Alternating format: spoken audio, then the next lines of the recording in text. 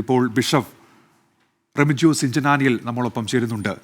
ഇപ്പോൾ father Paul Thelakkat അദ്ദേഹത്തിൻ്റെ സേവനങ്ങളെ അദ്ദേഹം കത്തോലിക്ക സഭയിൽ നടത്തിയ ഇടപെടലുകളെ ഓർത്തെടുക്കുകയായിരുന്നു. താങ്കൾ എങ്ങനെയാണ് മാർപ്പാപ്പയുടെ സേവനങ്ങളെ കാണുന്നത്? മാർപ്പാപ്പയുടെ വിയോഗം തീർച്ചയായിട്ടും ഒരു തലമുറയ്ക്ക് തിരച്ചിലയിടുന്നത് പോലെ അനുഭവപ്പെടുകയാണ്. തെക്കേ അമേരിക്കയിൽ നിന്ന് വന്ന വ്യക്തി എന്ന നിലയിൽ ലിബറേഷൻ തിയോളജിയുടെ സ്വാധീനം അദ്ദേഹത്തിന്റെ പ്രവർത്തനങ്ങളിൽ ആദ്യം മുതലേ കാണാമായിരുന്നു. പാവപ്പെട്ടവരുടെ പക്ഷം ചേരുക. പാവങ്ങൾ എന്നാൽ സാമ്പത്തികമായി പാവങ്ങൾ മാത്രമല്ല, ആത്മീയമായി മാനസികമായി പാവങ്ങൾ.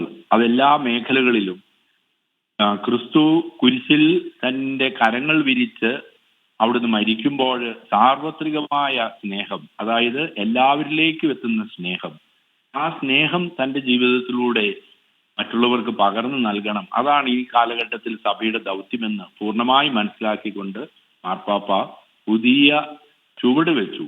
എല്ലാ മേഖലകളിലും പുതിയ വാതിലുകൾ മാർപ്പാപ്പ തുറന്നു. അതൊരു അപൂർവ വ്യക്തിത്വത്തിന്റെ ഉടമയാണ് മാർപ്പാപ്പ. അത് എല്ലാവർക്കും ചെയ്യാൻ സാധിക്കുന്നതല്ല. കാരണം കാലാനുസൃതമായിട്ടുള്ള മാറ്റങ്ങളിൽ എപ്പോഴും യാഥാസ്ഥിതിക ചിന്ത വിശ്വാസ ജീവിതത്തിൽ എപ്പോഴും ഉണ്ടാകും.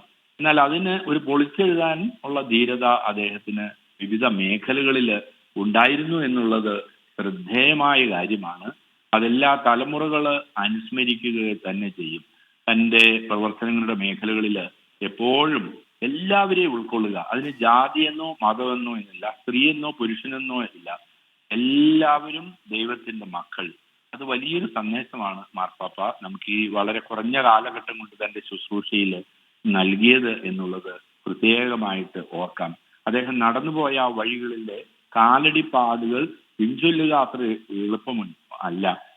വിശുദ്ധ ഫ്രാൻസിസ്, അസീസിയിലെ വിശുദ്ധ ഫ്രാൻസിസിന്റെ ചുവടുകളിൽ അത് സ്വീകരിച്ചുകൊണ്ട് അതിന്റെ പ്രാധാന്യം മനസ്സിലാക്കി പ്രകൃതിയെയും മനുഷ്യരെയും സ്നേഹിക്കുന്ന, അതായത് പ്രപഞ്ചം മുഴുവനും ദൈവത്തിൻ്റെതാണ്, എല്ലാവരും ഏകോദര സഹോദരങ്ങളെ പോലെ ജീവിക്കേണ്ടതാണെന്ന വലിയൊരു ദൈവശാസ്ത്രം, ഒരു ആത്മീയ ശാസ്ത്രം അദ്ദേഹം നമുക്ക് നൽകിക്കൊണ്ടാണ് വിടവാങ്ങുന്നത്.